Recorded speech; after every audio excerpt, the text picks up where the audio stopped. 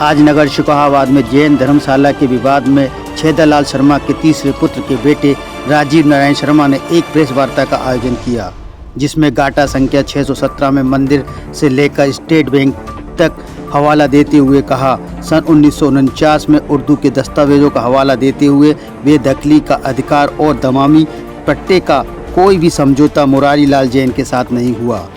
आपका स्वागत है, आप देख रहे हैं सब सुपर देश। ये संदेश में सदुसलाम में रकम है समस्याओं का समाधान। राजीव नारायण शर्मा ने बताया, कोर्ट में कोई भी केस नहीं चल रहा, ना ही विचाराधीन है। 15 दिसंबर 2025 को डीएम से मिले और कहा, आपके तहसीलदार ने रिपोर्ट गलत लगाई है। इस सूचना पर जिला अधिकारी ने एसडीएम महादेव शिकोहाबाद को रिपोर्ट सौंपी। आज मैं फिर आपके बीच में आकर राजीव नारायण शर्मा मैं खुद बयान देता हूँ।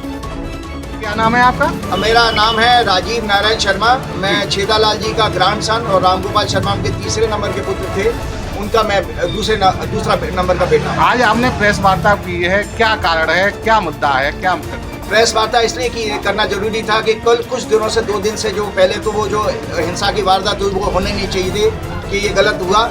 और दूसरा बात, किसी को मुझे सुनने में आया कि गोली मारने की भी धमकी दी गई, ये भी इसके लिए शिकायत करनी चाहिए, एफआईआर करनी चाहिए। और दूसरा बात यह है कि जब जिस तरह की वीडियो दूसरे पक्ष से आ रही थी और भ्रामक प्रचार किया जा रहा था, तो मुझे लगा कि भाई, और उनके पास पेपर नहीं है, ये पेपर यहाँ की बात नहीं है। सीओ शिकोहाबाद ने भी मुझे ये बार बार कहा कि आचार्य जी, उन्होंने आज तक कोई पेपर नहीं सबमिट किया है और आपने पूरे पेपर सबमिट करके कौन सा दमामी पट्टा, कोई दमामी पट्टा नहीं। इस पट्टे में उर्दू में देखिए बेदखल करने का अधिकार है। वो अशोक जैन को ये हवा भी नहीं है कि ये 1949 का वो बात कर रहे हैं 1959 के कोई पट्टे का। वो 1959 का पट्टा, वो हमारे बाबा को छोटी सी जमीन दी गई थी जिसमें वो 3 दुकान हमारे चिड़की मासा जिनका हाथ खराब था वो बेच गए थे। तो ये पट्टा है असली, जो आपको सबसे ये उर्दू में है। तो इसका हमने ट्रांसलेशन सर्टिफिकेट्स लेकर पूरी तैयारी के साथ आए, जिसकी कॉपी मैं आप लोगों को उपलब्ध करा।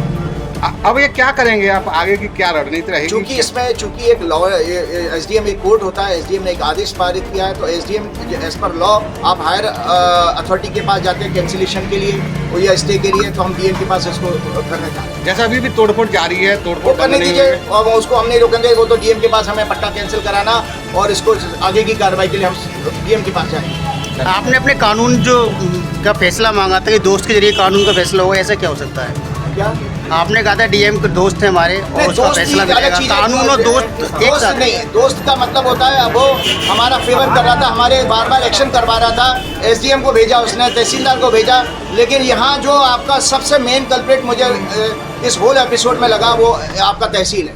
ठीक है, धन्यवाद।